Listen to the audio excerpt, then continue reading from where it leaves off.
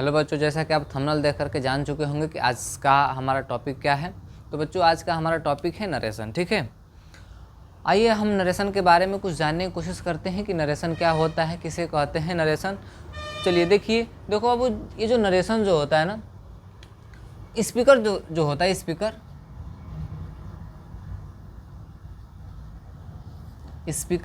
Speaker के द्वारा जो कुछ भी कहा जाता है, यानी कि स्पीकर का जो स्टेटमेंट जो होता है, स्पीकर के द्वारा जो कुछ भी स्टेटमेंट दिया गया होता है, उस स्टेटमेंट को ही हम लोग क्या कहते हैं, नरेशन कहते हैं। नरेशन और कुछ नहीं होता बच्चों। ठीक है, नरेशन क्या होता है, तो स्पीकर के द्वारा कहे हुए स्टेटमेंट जो होते हैं उन्हीं को हम लोग क्या कहते हैं, नरेशन कहते हैं। यानी कि नरेशन को हम लोग सर स्टेटमेंट कह सकते हैं क्या? हाँ, कह सकते हैं। ठीक है, यानी कि जो नरेशन जो होता है, नरेशन को हम लोग दूसरे शब्दों में स्टेटमेंट कह सकते हैं या असर्शन भी कहते हैं। देखो, इसको हम लोग डिक्लेरेशन भी कहते हैं। इन सबका मतलब मीनिंग होता है कथन। ठीक है,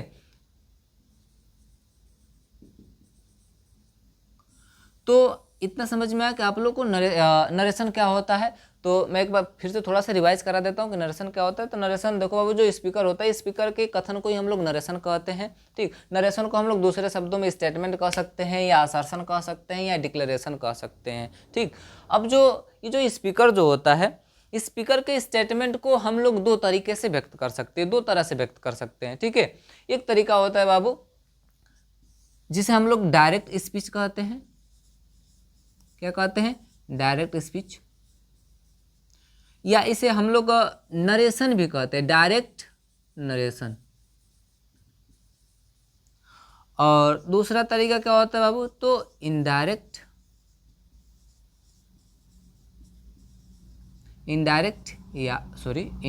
स्पीच। क्या लिख रहा हूं? इनडायरेक्ट स्पीच या नरेशन। इतना समझ में आया? अब चलिए देख लेते हैं जल्दी से कि डायरेक्ट स्पीच या डायरेक्ट नरेशन क्या होता है और इनडायरेक्ट स्पीच या इनडायरेक्ट नरेशन क्या होता है। ठीक है, चलिए जैसे कि एक थोड़ा छोटा सा एग्जांपल लेते हैं। जैसे कि एक लड़का है जिसका नाम है चिंटू, और एक लड़की है जिसका नाम है चिंटी। ठीक, अब ये जो चिंटू है, चिंटू चिंटी से कहता है आई love you.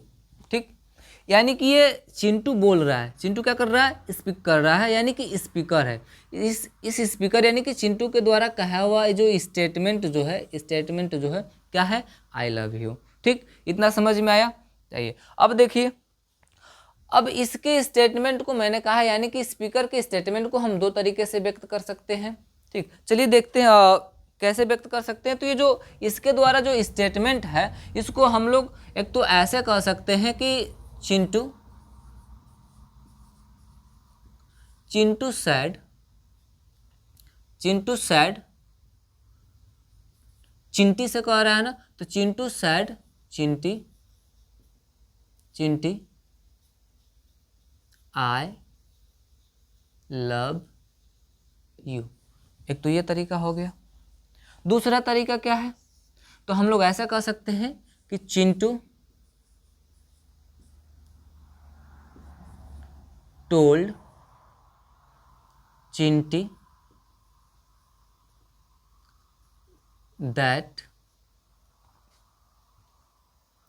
He loved her। ठीक, ये दो तरीके हैं। अब देखो बाबू, ये जो स्पीकर का जो स्टेटमेंट था, स्पीकर का ये जो स्टेटमेंट है, स्पीकर के द्वारा जो कहा गया जो कथन था आई लव यू, इस स्टेटमेंट को हमने पहले वाले तरीके में ज्यों का त्यों रख दिया है, हमने कुछ नहीं बदला है। ठीक है, देख रहे हो आप लोग। तो जब स्पीकर के स्टेटमेंट को हम लोग उसी के भाषा, उसी के शब्दों में ज्यों का त्यों हूबहू हम लोग एक्सप्रेस करते हैं, व्यक्त करते हैं, तो उसे हम लोग क्या कहते हैं, डायरेक्ट नरेशन या डायरेक्ट स्पीच कहते हैं। इतना समझ में आया। मैंने क्या कहा, एक बार फिर से दोहरा देता हूँ कि जो स्पीकर जो होता है, स्पीकर के कहे हुए स्टेटमेंट को हम लोग ज्यों का त्यों उसी के भाषा में, उसी के शब्दों में हम लोग एक्सप्रेस करते हैं, तो उसे हम लोग क्या कहते हैं, डायरेक्ट स्पीच कहते हैं। ठीक, इतना समझ में आया। अब देखिए, अब ये थोड़ा दूसरा वाला जो तरीका है इसको थोड़ा सा गौर करिए। स्पीकर के द्वारा कहा हुआ ये स्टेटमेंट था, क्या इसके स्टेटमेंट को हमने जियो का तो यहाँ पर रखा, नहीं रखा। मैंने क्या कहा, इसके स्टेटमेंट को आशय तो यही है कि इस देखो, इस सेंटेंस में क्या कर रहा है, चिंटू चिंटी से लव करता है, इस सेंटेंस में भी चिंटू चिंटी से लव कर रहा है। आशय वही है, बस फर्क क्या है, थोड़ा सा हमने सेंटेंस को बदल दिया है, लिखने का तरीका थोड़ा सा चेंज कर दिया है। ठीक, तो हम लोग क्या कहेंगे कि जब स्पीकर के स्टेटमेंट को हम अपने शब्दों में, अपने भाषा में, अपने हिसाब से, उसी के आशय में व्यक्त करते हैं, एक्सप्रेस करते हैं, तो उसे हम लोग क्या कहते हैं, इनडायरेक्ट स्पीच कहते हैं। इतना समझ में आया, बताइए। चलिए आगे बढ़ते हैं।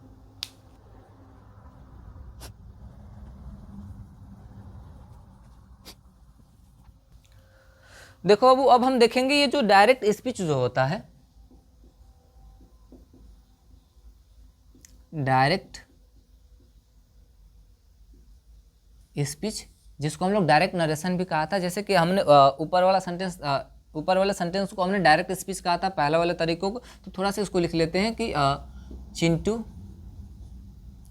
Told चिंटी,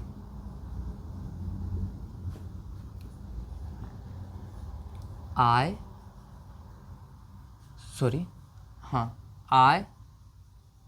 love you. ये था हमारा स्टेटमेंट के कथन को कहने का एक पहला तरीका, मैंने आपको बताया, पहला तरीका। ठीक है, जिसे अभी हम लोग क्या कहे थे, डायरेक्ट स्पीच या डायरेक्ट नरेशन कहते हैं। तो देखो बाबू, ये जो डायरेक्ट स्पीच जो होता है, डायरेक्ट स्पीच को हम लोग दो भागों में बांटते हैं। कितने भागों में, दो भागों में। ठीक, एक होता है जिसे हम लोग कहते हैं रिपोर्टिंग वर्ब। क्या कहते हैं, रिपोर्टिंग वर्ब। ठीक, और दूसरा तरीका क्या होता है, रिपोर्टेड पार्ट। रिपोर्टेड पार्ट, इसको वर्ब ना करके हम लोग इसको भी क्या कहते हैं, पार्ट ही कह देते हैं। ठीक है, मैं यहाँ पे पार्ट क्यों लगा रहा हूँ, अभी आपको आगे समझ में आ जाएगा। ठीक है, मैंने क्या कहा, ये जो डायरेक्ट स्पीच जो है, इसको हम लोग दो भागों में बांट रहे हैं डायरेक्ट स्पीच को। एक भाग है रिपोर्टेड पार्ट और एक भाग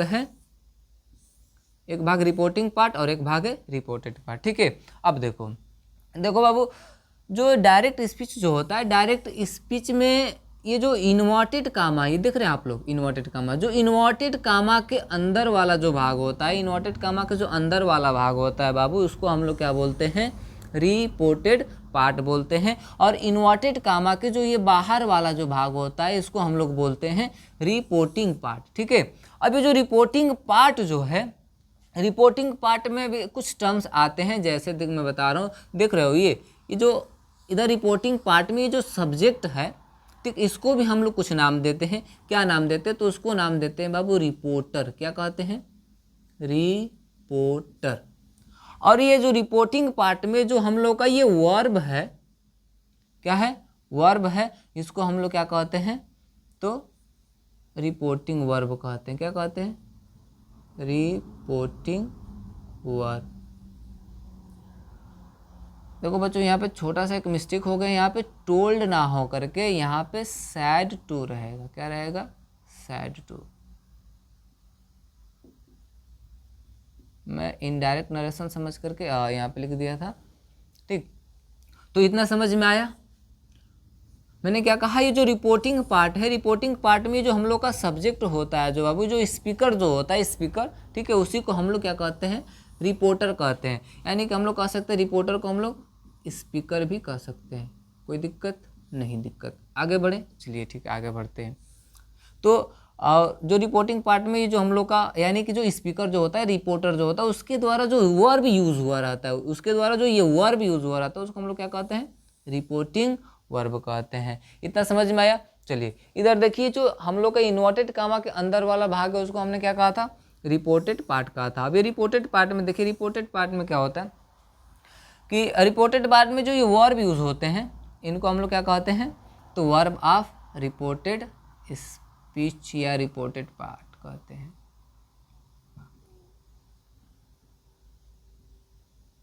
वर्ब ऑफ रिपोर्टेड स्पीच। ठीक, इतना समझ में आया। चलिए आगे बढ़ते हैं। अब देखो, वो जो डायरेक्ट स्पीच जो होता है, डायरेक्ट स्पीच में कुछ मेजर पॉइंट्स होते हैं, उनको थोड़ा सा देख लेते हैं। डायरेक्ट स्पीच के मुख्य बिंदु ऐसे करके देख लेते हैं, कुछ मेजर पॉइंट्स होते हैं। अब वो मेजर पॉइंट्स कौन कौन से हैं, चलिए उनको देख लेते हैं। तो देखो अब ये जो हम लोग का स्पीकर का जो स्टेटमेंट होता है, पहला पॉइंट क्या है, जो स्पीकर का स्टेटमेंट होता है, स्पीकर का जो स्टेटमेंट होता है उसे हम लोग हमेशा कहाँ रखते हैं, स्पीकर के स्टेटमेंट को इन्वर्टेड कामा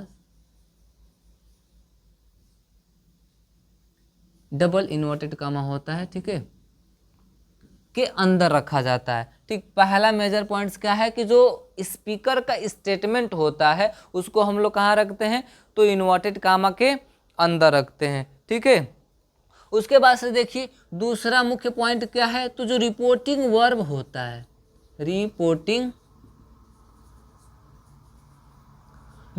वर्ब जो होता है बाबू, रिपोर्टिंग, देखो ये रिपोर्टिंग वर्ब है ना, ध्यान से देखो, रिपोर्टिंग वर्ब के बाद मैंने क्या लगाया है, कॉमा। तो रिपोर्टिंग वर्ब के बाद किसका प्रयोग किया जाता है, कॉमा का प्रयोग करते हैं। रिपोर्टिंग वर्ब के बाद किसका प्रयोग करते हैं, कॉमा का प्रयोग करते हैं। ठीक है, ये था हम लोग का दूसरा मेजर पॉइंट। ठीक है, तीसरा मेजर पॉइंट क्या है, तो देखो बाबू ये जो हम लोग का रिपोर्टेड पार्ट जो है, ये रिपोर्टेड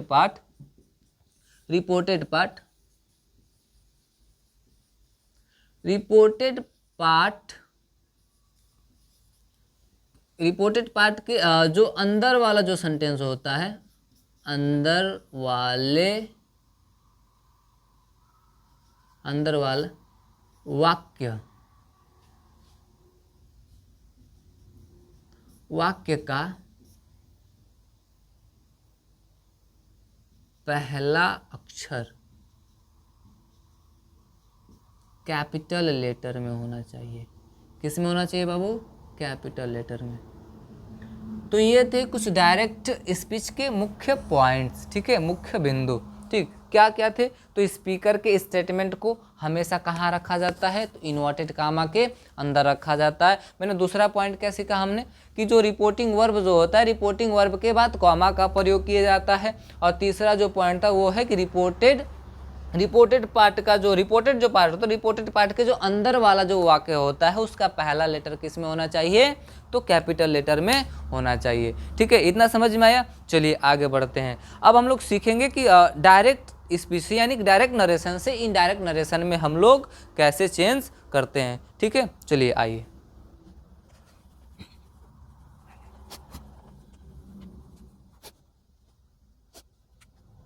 तो देखो बच्चों, जो डायरेक्ट स्पीच होता है, डायरेक्ट स्पीच से जब हम लोग इनडायरेक्ट स्पीच में यानी कि डायरेक्ट नरेशन से इनडायरेक्ट नरेशन में जब हम चेंज करते हैं, तो कुछ बेसिक रूल्स का हमें ध्यान रखना बहुत ज़रूरी होता है। वो रूल्स कौन कौन से हैं, तो देखो वो जो सबसे पहला रूल जो है, जब हम लोग डायरेक्ट से इनडायरेक्ट में चेंज करेंगे,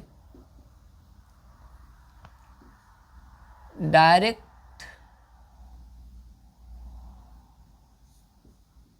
से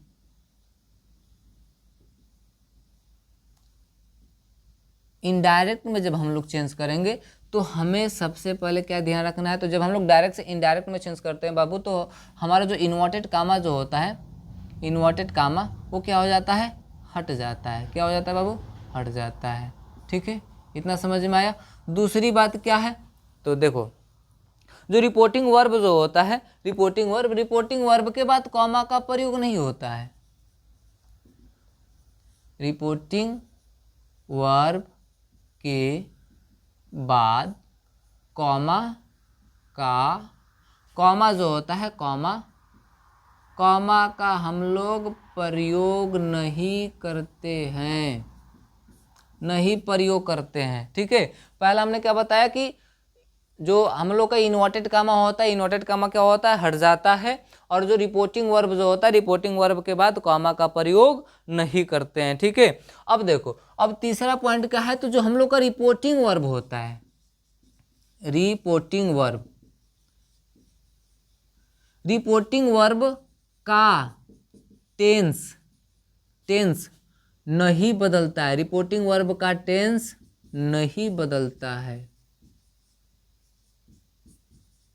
मतलब देखो अब अगर जो रिपोर्टिंग वर्ब है, अगर रिपोर्टिंग वर्ब अगर प्रेजेंट में है तो वो प्रेजेंट में ही रहेगा, अगर वो पास्ट में है तो पास्ट में ही रहेगा, यानी कि रिपोर्टिंग वर्ब का हम लोग कभी भी टेंस नहीं बदलेंगे। ठीक है, समझ में आया। अब देखो जो रिपोर्टिंग, चौथा क्या है, तो जो हम लोग का रिपोर्टिंग वर्ब जो होता है, रिपोर्टिंग वर्ब में आई, सेज, सेड, इन सभी चीज़ों को अर्थ या आशय के अनुसार हम उनको क्या करते हैं, टेल्स, टोल्ड, आस्क्ड, ठीक है, रिक्वेस्टेड, एक्सेट्रा इत्यादि, इन सब में हम लोग क्या करते हैं, बदल देते हैं। जो भी रिपोर्टिंग वर्ब जो होता है उसमें जो आए होते हैं उन अर्थ हिसाब से हम लोग क्या करते हैं, टेल्स या टेल और टोल्ड, आस्क्ड में हम लोग क्या करते हैं, बदल देते हैं। ठीक है, और जो उसके बाद हम लोग क्या करते हैं, जो रिपोर्टिंग वर्ब जो होता है, रिपोर्टिंग वर्ब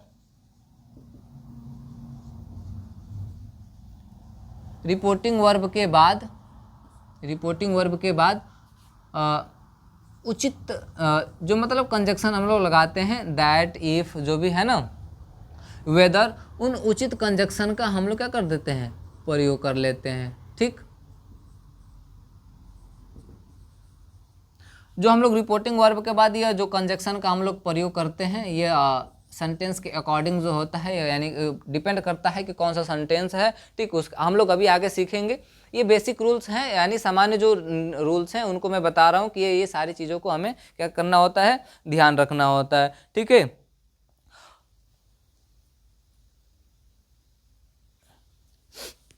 उसके बाद अगला रूल क्या है, तो जब हम लोग डायरेक्ट से इनडायरेक्ट बनाएंगे तो जो हम लोग का आई होता है, आई तथा प्रॉपर नाउन जो होते हैं, इनको छोड़ करके,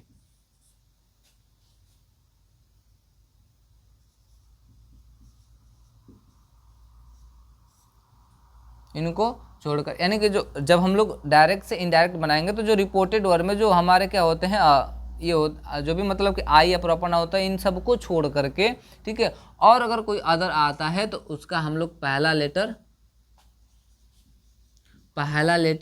अक्षर किस में लिखेंगे, पहला अक्षर हम लोग स्मॉल में लिखेंगे। किस में लिखेंगे, स्मॉल में लिखेंगे। किस में लिखेंगे बाबू, स्मॉल में लिखेंगे। ठीक है, इतना समझ में आया। चलिए आगे बढ़ते हैं। अगला रूल क्या है, तो टेंस जो होते हैं, टेंस और जो भी प्रोनाउंस होते हैं वो मतलब स्थिति अनुसार उनको हम लोग चेंज कर देते हैं। ठीक, टेंस तथा प्रोनाउन को स्थिति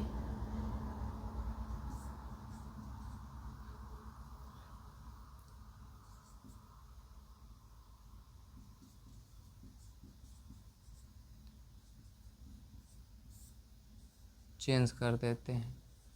ठीक है, इतना समझ में। तो ये कुछ बेसिक रूल्स है जो हमें मतलब जानना बहुत ज़रूरी होता है। बेसिक रूल में क्या, पहला क्या था कि जब हम लोग डायरेक्ट से इनडायरेक्ट में बदलते हैं तो हम लोग का इनवर्टेड कामा क्या होता है, हट जाता है। दूसरा क्या है, रिपोर्टिंग वर्ब के बाद हम किसका प्रयोग नहीं करते हैं, तो कामा का प्रयोग नहीं करते हैं। और जो हम लोग का रिपोर्टिंग वर्ब जो होता है उसका टेंस कभी नहीं बदलता है, ये चीज़ ध्यान रखिएगा।